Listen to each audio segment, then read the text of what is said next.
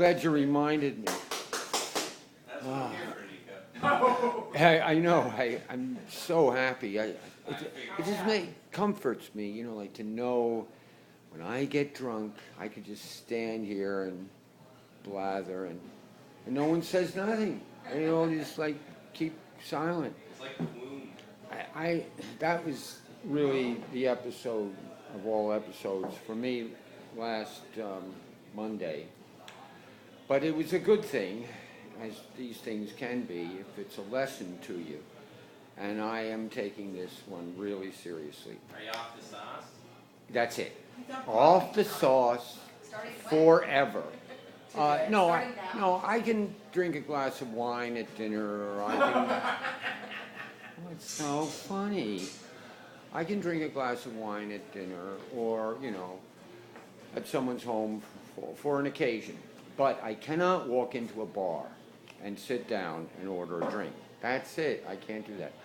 Here's what I really wanted to talk about, because I heard some people talking about it before, and I just want to like sum this up and like make it real clear for everybody. The political campaign. We are now engaged. It's the Democrat guy versus the Republican guy. I don't know how all you people know or understand my background and my feelings about Republicans, but I'm going to cut it short now and just say, you know, they're no good. Okay, there are three issues facing America, and there's two sides to both of these issues. Get clear. Number one is tax cuts for the rich. Okay, now this is what the Republicans have been running on for the last 30 some odd years, because they've been in power 22 out of the last 30 years. And their program is exactly the same every single time.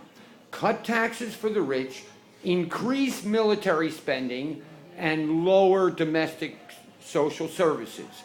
Cut those down. But here's another key point, which is never mentioned in the course of this whole campaign. Nobody's ever talking about it.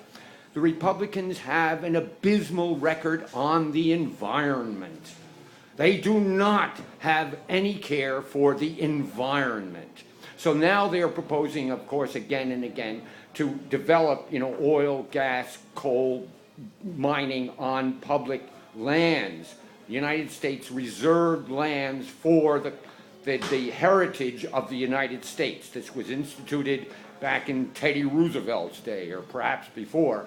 And this is a very proud heritage of the United States. And to just give that over to oil, gas, and coal, of course, coal doesn't get a lot of shrift out in the West, I don't think, but maybe they do. And this is, here, I want to make this really clear. Fossil fuels, all those who support fossil fuels have fossil brains.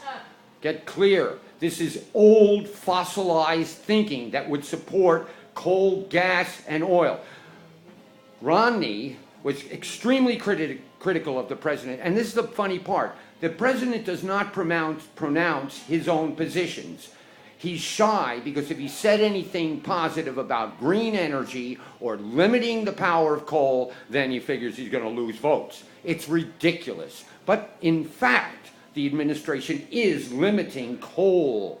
They are actually in the process of shutting down most of the coal plants because they do not adhere to air pollution standards.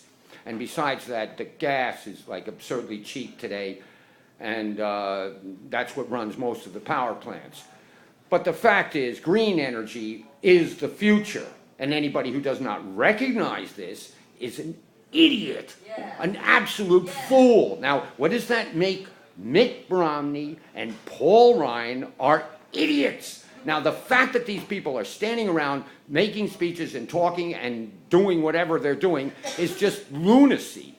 And the fact that the American people are like buying this crap, you gotta be out of your minds, punk. Do you see what the Republicans have done to this country?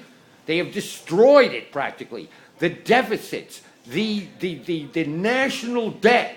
When Ronald Reagan came in and then George Bush Sr. came out, they had increased the national debt 8 times. And then George Bush Jr. increased it again double. So all the debt that we have is attributable strictly to the Republicans. Now, what are these people talking about controlling the debt? Nico Dios here.